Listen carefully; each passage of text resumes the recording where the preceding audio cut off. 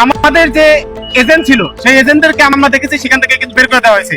এখন বাজে 10:30, সকাল 7:30 আমার এজেন্ট সেখানে প্রবেশ করছে। এখন পর্যন্ত তাকে বারান্দা দাঁড় করে রেখেছে, এখন পর্যন্ত তাকে ভিতরে প্রবেশ করতে দেয়নি। আমরা এটা যখন তাৎক্ষণিক প্রতিবাদ জানাই তখন তারা বলে উপর থেকে নাকি এমন নির্দেশনা এসেছে। স্যার লিস্ট থাকলে হবে না, এখানে যে 6 জনকে কেন্দ্রে ঢুকতে দেওয়া হবে, এই 6 জন কোন প্রার্থীর 6 জন এবং এই 6 জন কি বিশেষ অধিকার? ঢাকা বিশ্ববিদ্যালয় কেন্দ্রীয় ডাকসু নির্বাচনে ইসলামী ছাত্র আন্দোলন বাংলাদেশের ইশার এজেন্টদের ভোট কেন্দ্রে প্রবেশে বাধা দেওয়ার অভিযোগ উঠেছে। সংগঠনটির মনোনীত জিএস প্রার্থী খায়রুল আহসান মারজান অভিযোগ করে বলেন, বৈধ কার্ড থাকা সত্ত্বেও তাদের এজেন্টদের ঢুকতে দেওয়া হয়নি, এমনকি বাইরে বের করে দেওয়ার ঘটনাও ঘটেছে।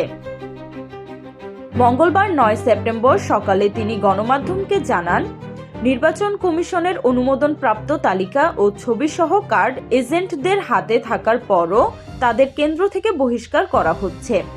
তার দাবি, নির্দিষ্ট কিছু সংগঠনের এজেন্টদের প্রবেশের সুযোগ দেওয়া হলেও ইশার এজেন্টদের অযাচিত বাধা দেওয়া হচ্ছে, যা নির্বাচনী নিরপেক্ষতা নিয়ে প্রশ্ন তুলছে। খায়রুল আহসান মারজান অভিযোগ করেন, ইউল্যাব কেন্দ্রে সকাল 8টার আগেই ছাত্রদলের প্যানেল থেকে 5 জন এজেন্ট প্রবেশ করলেও ইশার বৈধ এজেন্টদের ঢুকতে দেয়া হয়নি। তিনি বলেন, আমাদের এজেন্টদের কার্ড থাকা সত্ত্বেও বের করে দেয়া হচ্ছে। বারবার প্রশ্ন করলেও দায়িত্বশীলরা কোনো স্পষ্ট জবাব দিচ্ছেন না।